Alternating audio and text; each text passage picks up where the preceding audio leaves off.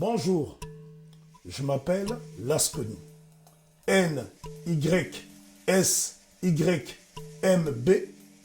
est l'acronyme de Ngombulu Yasangi Yaminabantu, prénom totémique Congo qui signifie le lion de la brousse qui dévora les braconniers. Je suis chercheur pluridisciplinaire, enseignant et globe-trotteur natif de la rive droite du fleuve Congo.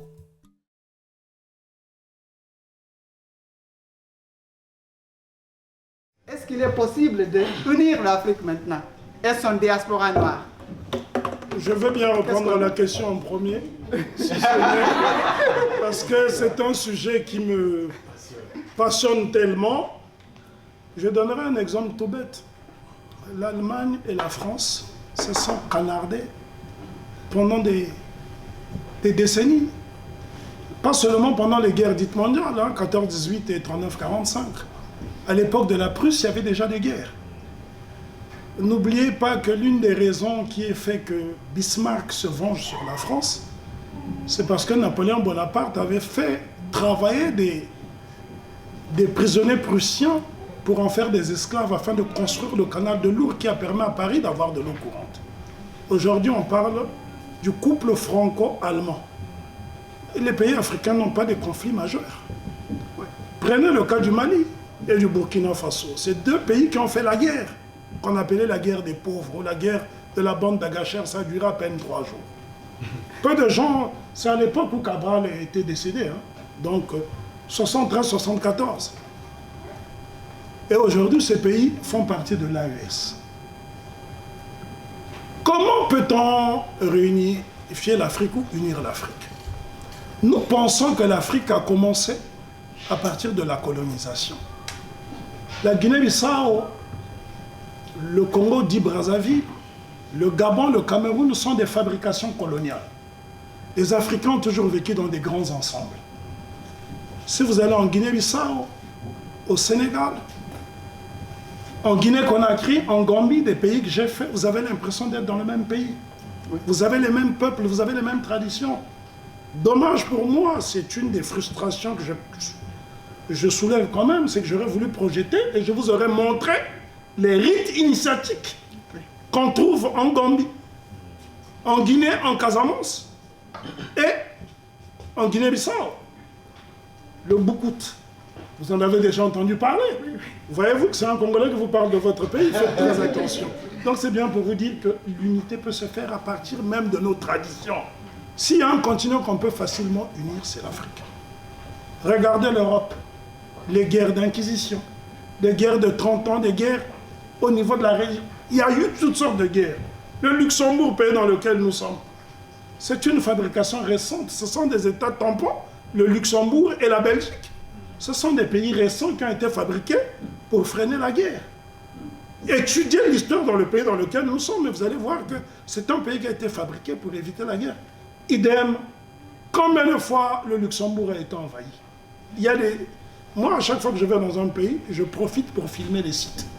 Et demain, ne vous soyez pas étonnés que je sois spécialiste du Luxembourg.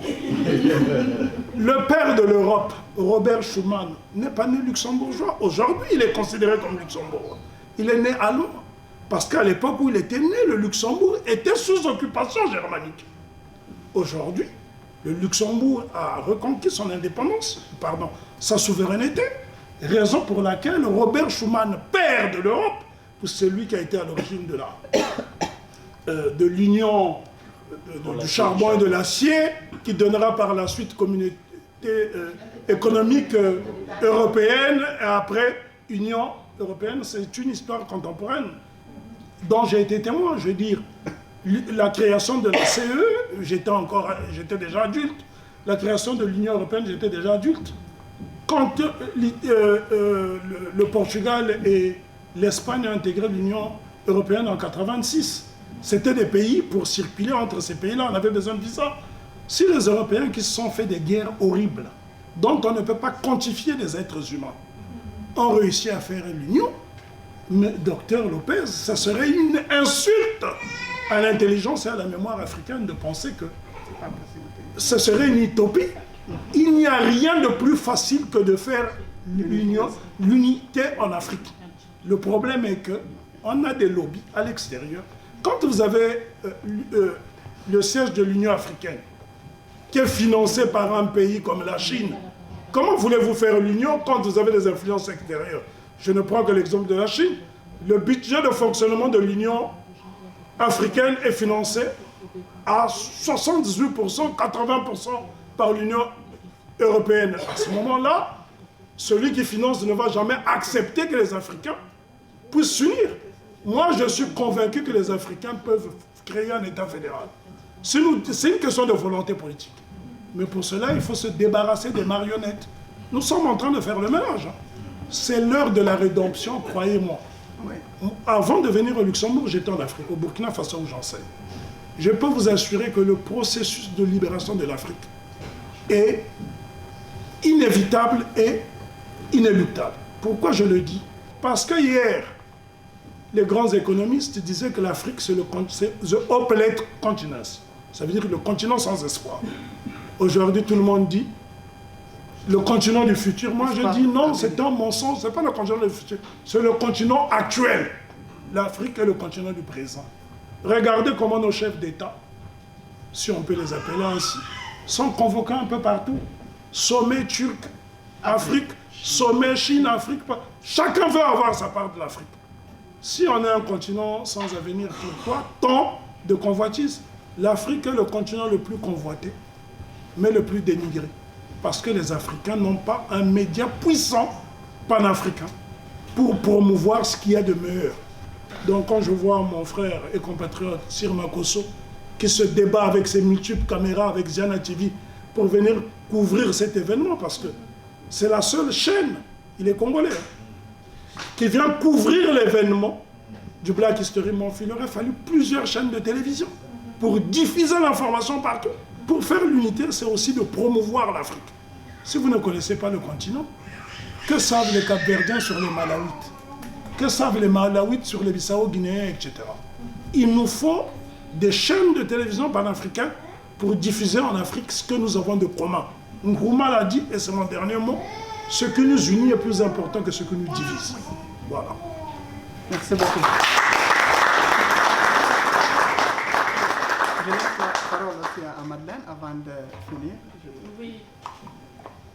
Je vous avais dit, hein, ces gens-là peuvent ne pas s'arrêter de parler. On peut rester ici toute la nuit à les écouter parce qu'ils sont pleins de talent, ils ont aussi toute l'expérience et l'expertise que nous n'avons pas.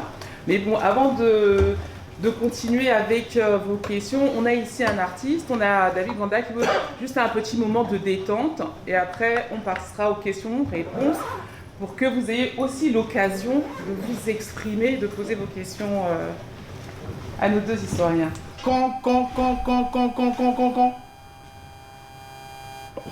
Concocté par un conseil d'experts en complot, la conférence du Congo, le congrès du Congo, concept aux conséquences complexes, consistant en une compétition complète, convient des conversations concrètes concernant le continent mis en conquête.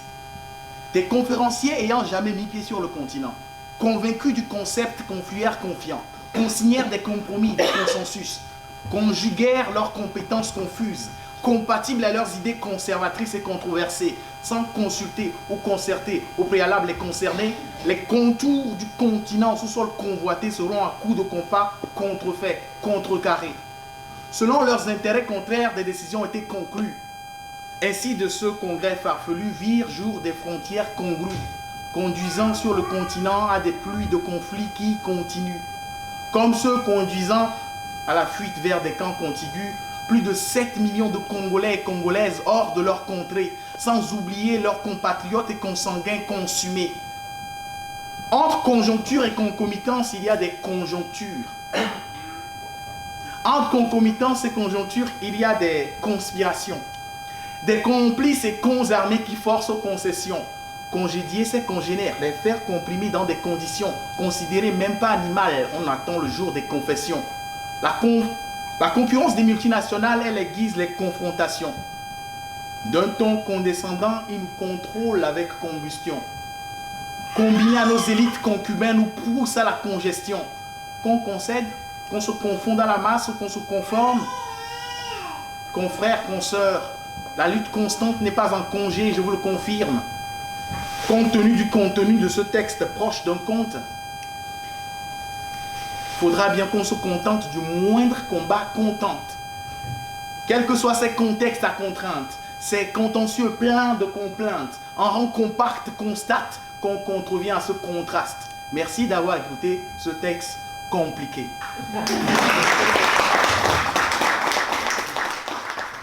Je pense que pour faire l'unification de l'Afrique et même de l'Europe, parce qu'on parle d'unification européenne alors qu'on a 2 guerres juste autour de l'Europe, alors on ne sait pas. Et on voit des dirigeants européens qui ne prennent pas de décision. Hein. Mais en tout cas, je pense qu'il va falloir beaucoup de travail, beaucoup d'études, beaucoup de persévérance de la part de beaucoup d'Africains. Merci.